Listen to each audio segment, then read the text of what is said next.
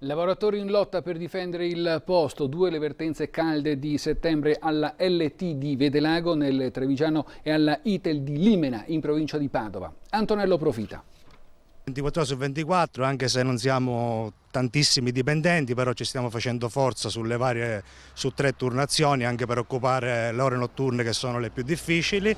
Da venerdì presidiano giorno e notte i cancelli dell'azienda per impedire che i 30.000 capi, jeans da scolorire o invecchiare, escano dal magazzino. I 45 dipendenti non hanno altro da far valere nel braccio di ferro partito a sorpresa nel luglio scorso, quando, alla vigilia delle ferie, la LT ha comunicato loro la volontà di chiudere, dopo averlo rilevato solo un anno fa dal fallimento Martelli Tessile, lo stabilimento di Vedelago. Chi vorrà sarà trasferito a Verona, San Bonifacio o a Bologna, Toscanella, 1.000 euro una tantum per il disturbo. Oppure a casa, 2.000 euro lordi per dirsi addio e partita chiusa. Sicuramente è una provocazione che poi tra l'altro non sarà a giornata il lavoro ma sarà a turni, per cui è un ulteriore pensiero.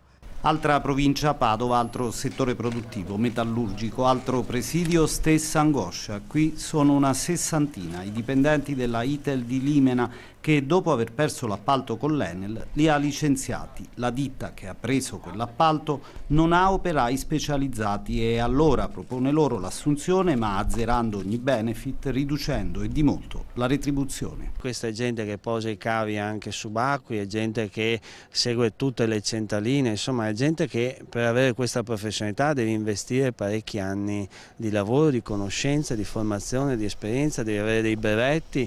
Non è che tutti hanno questo tipo di brevetti, sono cose specifiche.